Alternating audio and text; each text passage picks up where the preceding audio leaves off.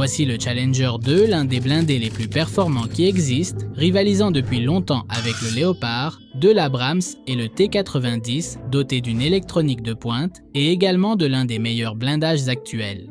Cependant, à la différence des chars mentionnés, pratiquement personne n'a acheté le Challenger 2, ce qui en fait un véritable échec à l'exportation. La perte a été telle que, pour le modèle Challenger 3, on s'est contenté de moderniser les châssis du Challenger 2 et la production a été arrêtée. Maintenir une usine de chars ouverte sans acheteur n'était pas rentable. Mais pourquoi la Grande-Bretagne, une nation qui vendait des dizaines de milliers de chars pendant la guerre froide, ne vend-elle plus un seul char aujourd'hui? Et pourquoi personne n'a voulu acheter ces modèles les plus récents? L'Angleterre est l'une des rares nations à avoir la capacité de produire des chars. Mais ce n'est pas tout, elle est aussi capable de produire des chars relativement modernes et performants pour la guerre moderne, ce qui est très difficile de nos jours en raison des coûts élevés de la recherche. Ils ont inventé le char, possédant ainsi une longue histoire dans le développement des véhicules blindés. Comme le football, le char s'est répandu et aujourd'hui de nombreux pays en fabriquent de meilleurs, ce qui n'a pas toujours été le cas. Après la Seconde Guerre mondiale, les Britanniques se sont retrouvés avec une industrie de blindés vraiment compétente et puissante, rivalisant avec celle des Américains et des Soviétiques. Une fois la guerre terminée, les usines ne pouvaient pas s'arrêter et ont commencé à vendre des véhicules aux pays en développement. Leur char de combat principal, l'A-41 Centurion, s'est vendu à 2500 exemplaires dans des pays comme la Suède, Israël, l'Inde, la Suisse, l'Afrique du Sud et l'Australie, devenant ainsi l'un des blindés les plus influents de l'après-guerre. D'autres véhicules spécialement conçus pour l'exportation, comme le Vickers MBT, se sont vendus à près de 3000 exemplaires exportés vers des pays comme l'Inde, le Koweït et la Tanzanie. Une partie d'entre eux a été produite sous licence dans des pays étrangers, les deux modèles mentionnés étant en service jusqu'à la fin des années 90. Le Chieftain est l'un des modèles les plus modernes et onéreux produits par l'Angleterre durant la guerre froide, avec plus de 1200 exemplaires vendus. L'Iran, à lui seul, a acheté 900 de ces véhicules dans les années 70, un contrat qui, curieusement, a été partiellement annulé en raison du changement de régime. Statistiquement, ils ont été vendus. En fait, pendant la guerre froide, le principal exportateur de chars était bien sûr l'Union soviétique, suivi des États-Unis, et en troisième position, les Britanniques.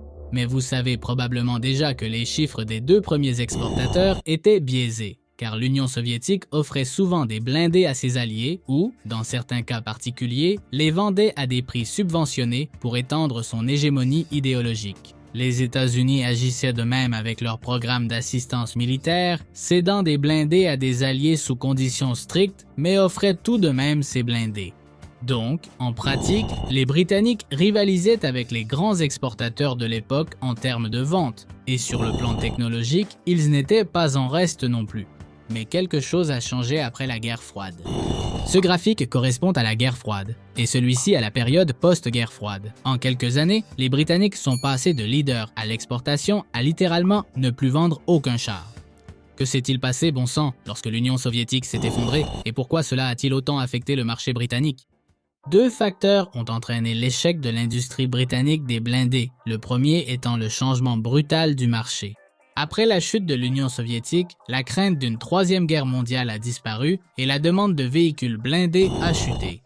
On le constate dans les exportations. Avant la guerre froide, elles atteignaient des milliers, puis après, seules quelques centaines de blindés étaient vendus par an. Le peu de marché qui existait était absorbé par les ex-républiques soviétiques, qui vendaient les surplus de l'ancienne Union soviétique à des prix cassés. Du côté légal, la Russie domine encore aujourd'hui le marché avec des blindés équilibrés et très bon marché, l'option préférée des nations en dehors de la sphère de l'OTAN. Après la chute de l'Union soviétique également, de nouveaux concurrents sont apparus. La Chine est passée de l'exportation de copies douteuses de chars soviétiques à l'exportation de chars avec sa propre technologie et à des prix considérablement plus bas. Dans les années 90, le géant des blindés de la Seconde Guerre mondiale, l'Allemagne, a également fait son retour avec sa série Léopard 2 qui s'est vendue comme des petits pains dans les années 90 et au début des années 2000. Même des pays comme l'Ukraine ont rejoint le mouvement, héritant d'usines soviétiques et vendant d'énormes quantités de blindés pour une jeune nation. Dans les années 90, le marché était saturé de modèles assez bons, et dans de nombreux cas, vraiment bon marché.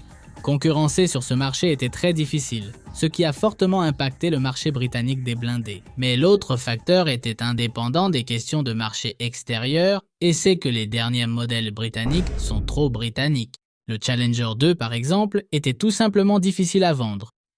La plupart des chars de l'OTAN utilisaient un canon L-44 ou L-55 de Rheinmetall, des canons à âme lisse. Dans les années 80, tous les chars sont passés au canon à âme lisse, car il a été démontré que l'avenir des munitions était les APFSDS. Ces munitions fonctionnaient mieux sans rotation.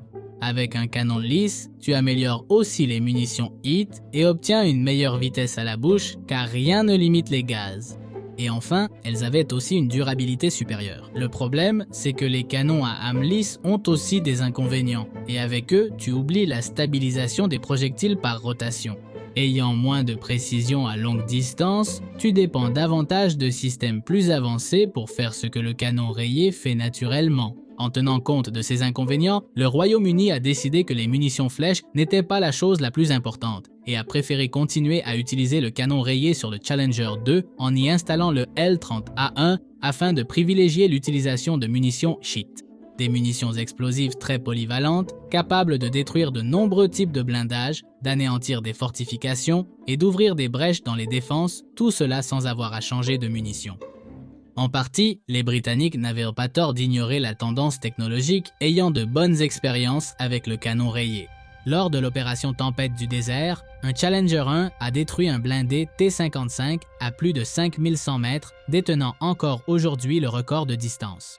Le L30A1 du Challenger 2 reste très performant aujourd'hui, mais le fait d'être le seul blindé moderne avec un canon rayé a en réalité scellé son destin.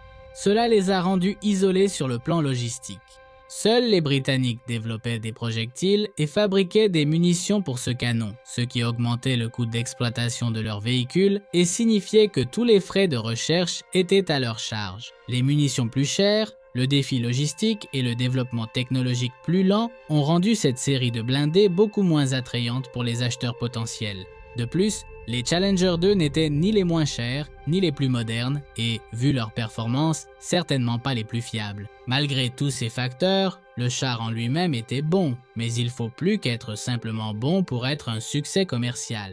Seul Oman a acheté 38 de ces blindés, étant la seule nation étrangère, en plus de l'Ukraine, à les utiliser. En 2015, la modernisation du Challenger 2 a commencé afin que ce char puisse utiliser des munitions de l'OTAN. Il utilise maintenant le canon L55A1 à âme lisse et a intégré différents systèmes de pointe qui en font l'un des blindés les plus modernes actuellement. Il est trop tôt pour juger son succès, mais il est prometteur.